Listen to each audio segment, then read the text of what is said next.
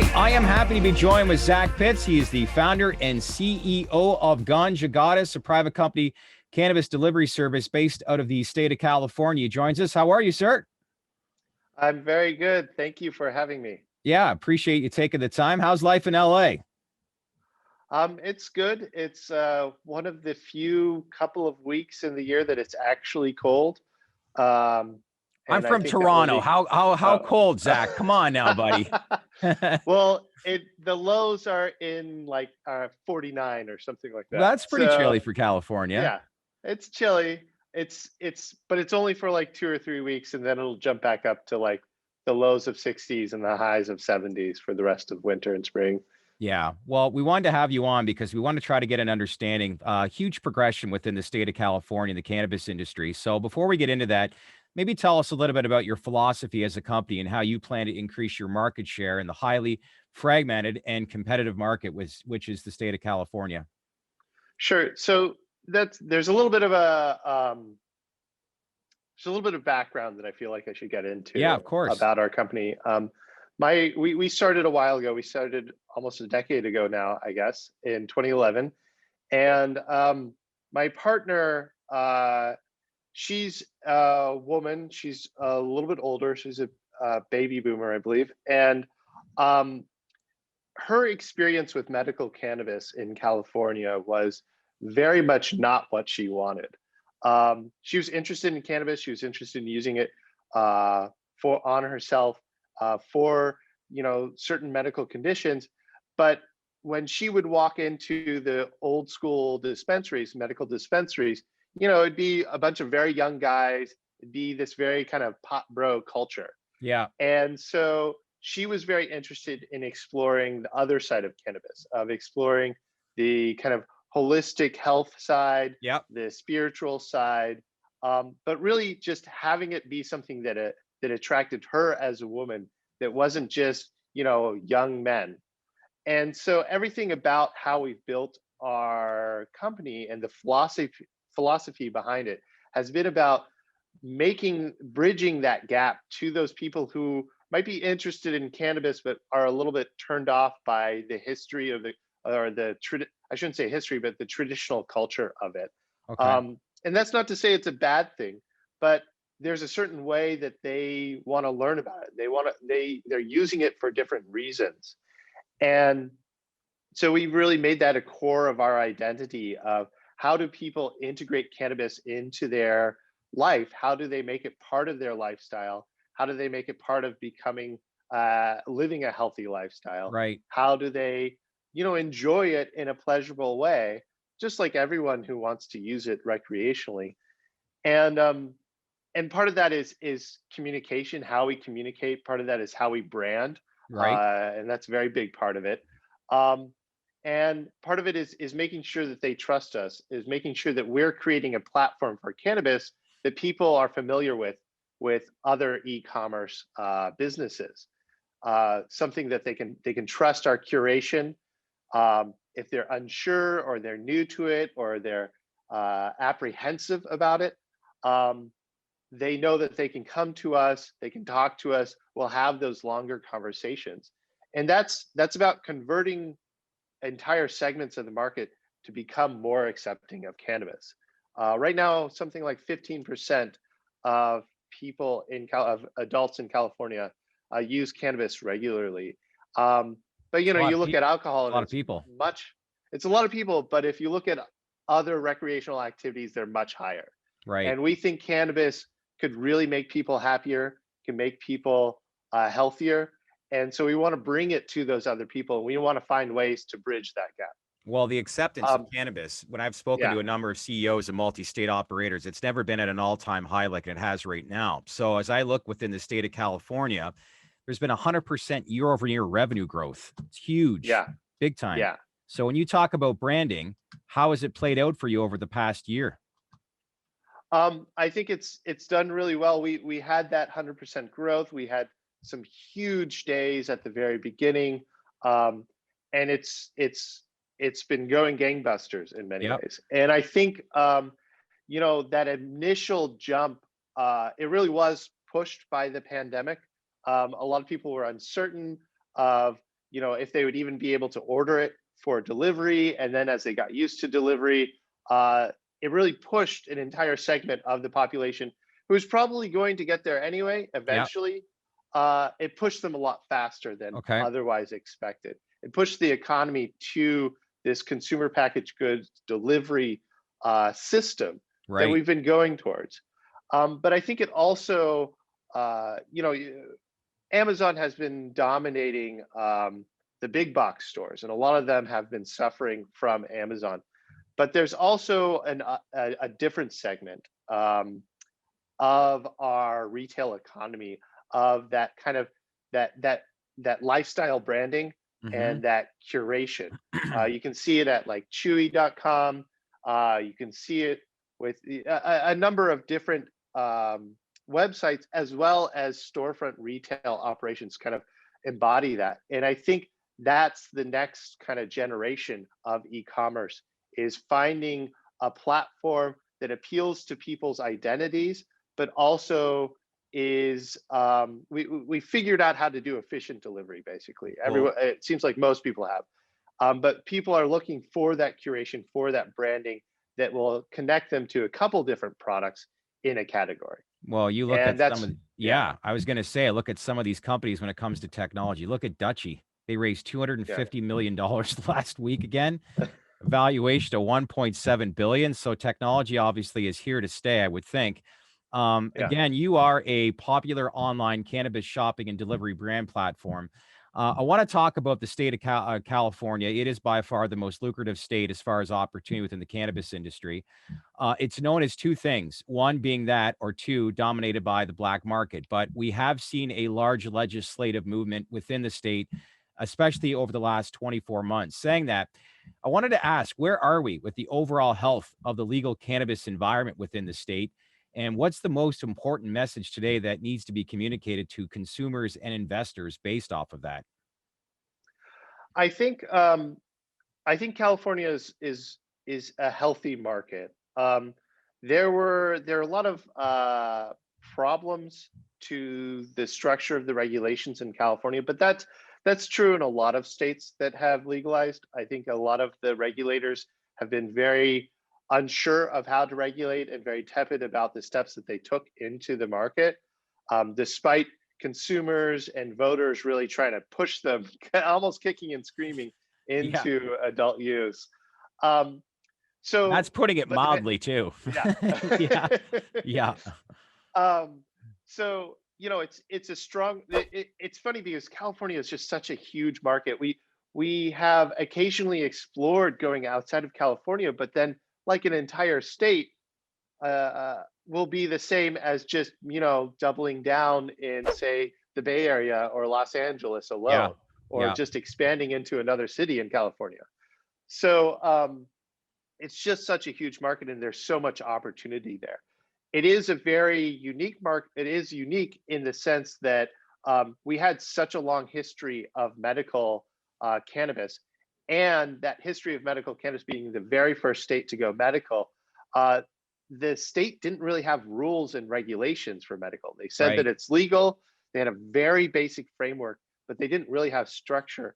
It And so moved a lot quick. of the, yeah, and a lot of the market really just existed in this gray area.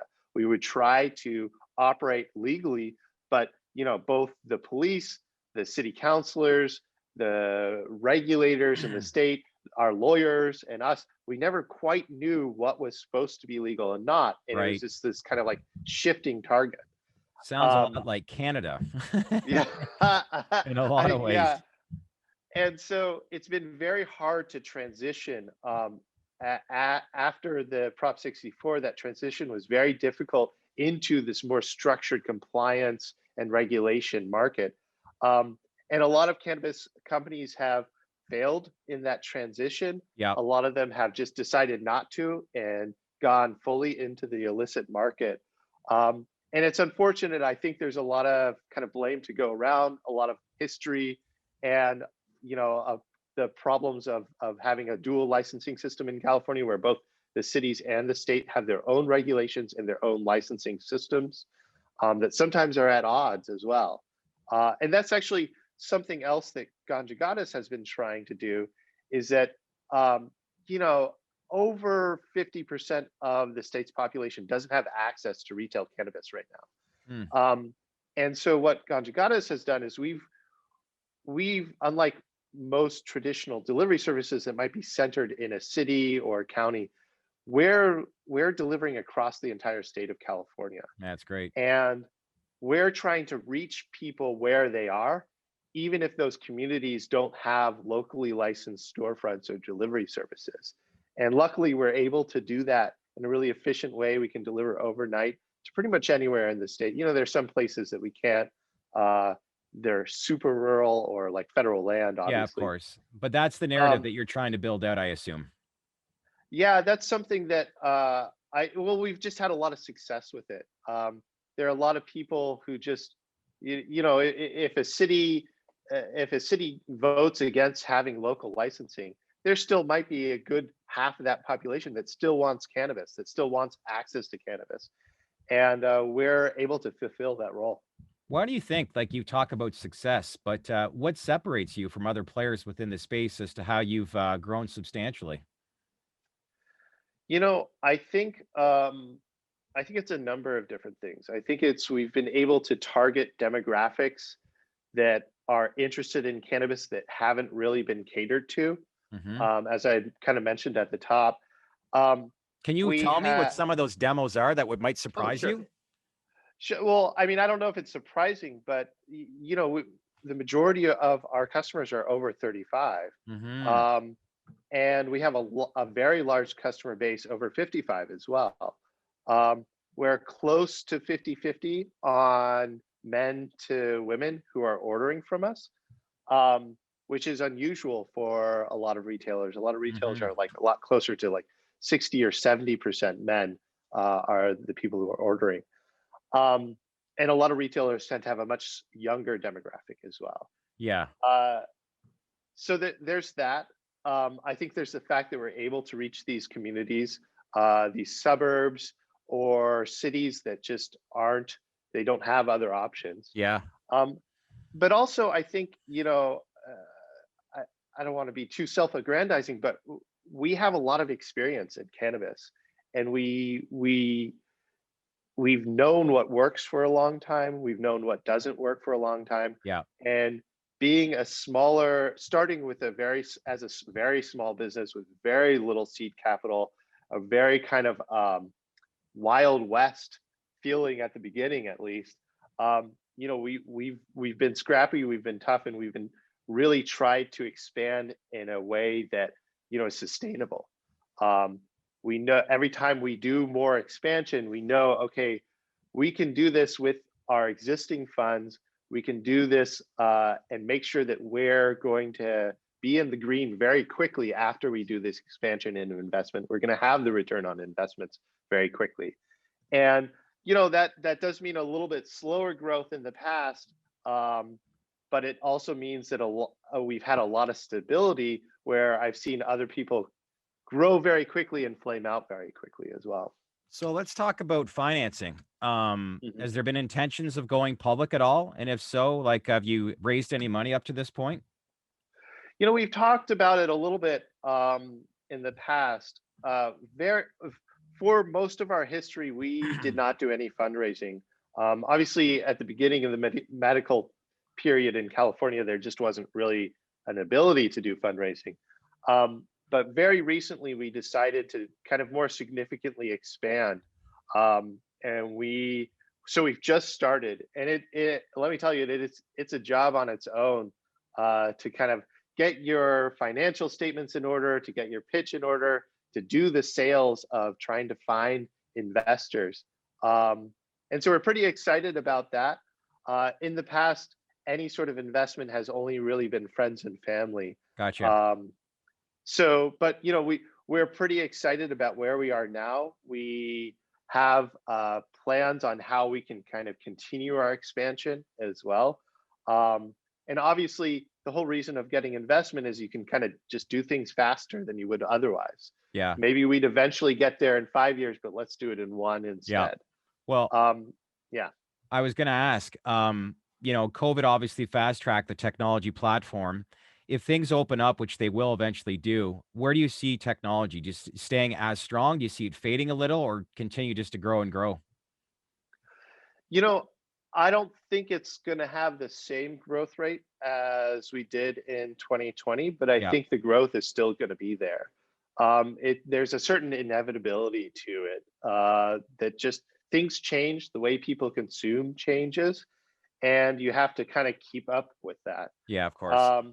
Obviously, once things really open up, there, I'm sure there's going to be a certain level of like in-person, almost bacchanalia of I think so celebration too. on that. Yeah, I've often but said, like, if I'm a bar owner, I'd basically whatever St. Patrick's Day or any kind of parties like that you've missed over the last year and a half, I'd have a party 1 week after another to make up for all yeah, those losses. And I bet you any money everybody would show up just for that reason alone, right? yeah, definitely. But yeah, Um, but I think the undercurrent of how people consume and how the economy is going to operate going forward is going to remain. yeah. And especially for cannabis and how we operate, that's not going to change. And I think we can only build on it. So let's fast forward. Let's say 12 to 24 months from now. Where are you? What's the state of California look like as far as the cannabis market is concerned? And what opportunity does that present you? You know, it's such a difficult question in cannabis because things are changing so quickly and in such unexpected ways. If you had asked me 4 years ago if there was going to be legalization anytime soon, I would say no, it's going to be decades out, federal legalization. But now it's looking like maybe within the next year or two, we might have federal legalization. That's a maybe, we don't know exactly, but There's our hook line um, for the story, right? yeah. um, but and that could the transformations could be huge. I mean, Yeah, when you mentioned Canada, when Canada really fully legalized, that changed so much for the U.S. as well. It changed how investment happened. It gave an option for cannabis companies to go public. Um, it really changed the game and created so many merger and acquisition opportunities as well. Um, and I think, when the US does the same, being an economy that is so much larger with so many more people, um, because it has so many more people, yeah. uh, it it's almost unimaginable to think about the shifts of capital and the shifts of the economy that would happen after that. So everything that we're doing right now is trying to anticipate that, trying to prepare and make sure that we're ready for that transition because it's going to be disruptive, it's going to be big, and we want to be riding that wave. Um, and so I can't say exactly where we'll be. I think Yeah. that we'll have stepped into a couple other states at that point. I think we'll have really more fully captured the California. There's so much more potential, I think, in the California market that hasn't been captured by anyone, much less us.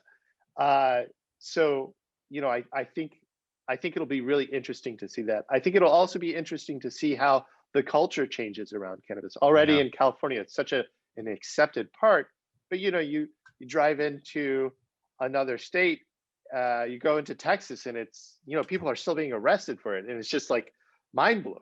I know. So I know. yeah, I guess everything is like we're trying to anticipate drastic changes, but it's hard to predict. Well, in an industry where everything moves so fast, even over the course of 30 days, slow and steady wins the race. Zach, I appreciate your time. Obviously, best of luck. Great business model. Great opportunity to present yourself in the state of California. But let's keep in touch because we'd like to see how this continues to develop over the coming months. But I appreciate your time for stepping in. Definitely. Thank you for having me. I All right. appreciate it. Thanks, Zach.